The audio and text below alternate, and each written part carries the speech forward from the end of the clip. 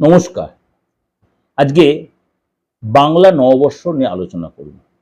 তার আগে সবাইকে বাংলা নববর্ষের সবাইকে শুভেচ্ছা, অভিনন্দন, ভালোবাসা। বড়দের আমার সশ্রদ্ধ প্রণাম, ছোটদের আমার বন্ধু বয়সী যারা সকলের জন্য সশ্রদ্ধ ভালোবাসা, আন্তরিক ভালোবাসা এবং ছোটদের জন্য আমার রইল অভিনন্দন, বড়দের জন্য অভিনন্দন, তাদের সশ্রদ্ধ প্রণাম। একটু ছোট্ট করে আলোচনা করবো, এরপরে একটু ডিটেল আমি বলবো আপনাদের। 1433 সন, 1432 সাল চলে গিয়ে 1433 সাল আসছে, অর্থাৎ চৈত্র মাস শেষেই বৈশাখ মাস। 1433টা মানে কার বছর? 32টা ছিল রবির বছর,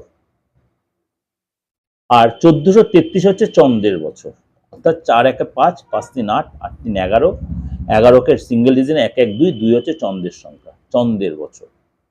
সুতরাং এই চন্দ্রের বছরে এই 1433 সালে অধিপতি গ্রহ হতে চলেছেন দেবগুরু বৃহস্পতি। 1433 সালে অধিপতি গ্রহ হতে চলেছেন দেবগুরু বৃহস্পতি, আর মন্ত্রীর দায়িত্ব থাকবেন সেনাপতি মঙ্গল। জ্ঞান, সমৃদ্ধি, সৌভাগ্যের প্রতীক হচ্ছে বৃহস্পতি, সঙ্গে সাহস, বীরত্ব হচ্ছে মঙ্গল। এই দুয়ের যুগলবন্দি এই বছরে তৈরি হবে এবং বছরটা হচ্ছে চন্দ্রের। সুতরাং এই যে 1433 সন এবং 15 এপ্রিল সূর্য মেষ রাশিতে প্রবেশ করে, সেদিন পয়লা বৈশাখ হয়, বৈশাখ মাস শুরু হয়, পয়লা বৈশাখ শুরু হয়। এবং বৃহস্পতি, নতুন বছর শুরুতে বৃহস্পতি, রাহু, কেতু, মঙ্গল ও বুধের মতো গুরুত্বপূর্ণ গ্রহগুলো তাদের একাধিকবার পরিস্থিতি চেঞ্জ করবে এবং শনিও তা চেঞ্জ করবে। সুতরাং এই যে 1433 সালে কোন কোন রাশিকে, অর্থাৎ 12 রাশি মেষ টু মীন, আমি তো আপনাদের এই 2026 সালে আলোচনা করেওছি, সেটা রবির বছর আর এটা চন্দ্রের বছর। সুতরাং কোন কোন রাশির জন্য যথেষ্ট ভালো হবে, কোন কোন রাশির জন্য একটু সতর্কতা অবলম্বন করতে হবে। যেমনি আপনার 1433 সালে অধিপতি গ্রহ হচ্ছে দেবগুরু বৃহস্পতি, মন্ত্রীর দায়িত্ব সামনে দেবগুরু সেনাপতি মঙ্গল।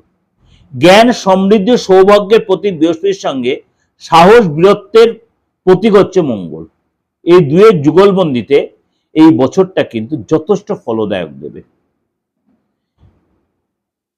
এবং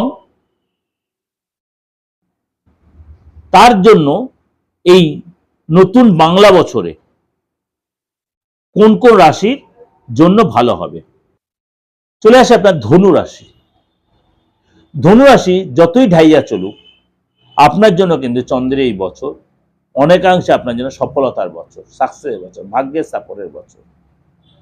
কিন্তু কোনো কোনো জায়গায় আপনি একটু হঠকারী সিদ্ধান্ত বা ডিসিশন মেকিং এ প্রবলেম হতে পারে, তখন কিন্তু আপনার জন্য একটু ফ্যাক্টর হতে পারে, মাথা গরম হয়ে যেতে পারে, ভুল ডিসিশন, ভুল থিঙ্কিং, এগুলো আপনাকে চাপে ফেলতে পারে।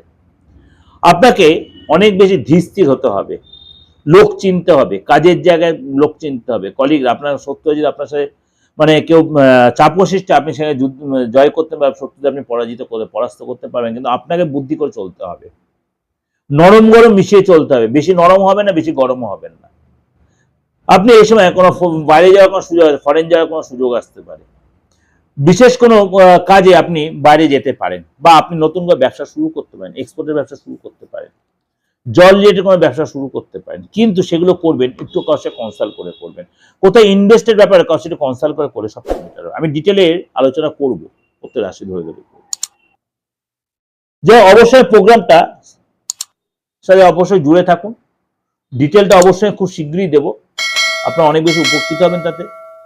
ভালো থাকবেন, সারাটা বছর আপনাদের ভালো কাটুক, এবং এর সাথে 2026 সালটাও আপনি ফলো করবেন, ইংরেজি 2026 সাল, সেখানেও আরো কিছু জানতে পারবেন।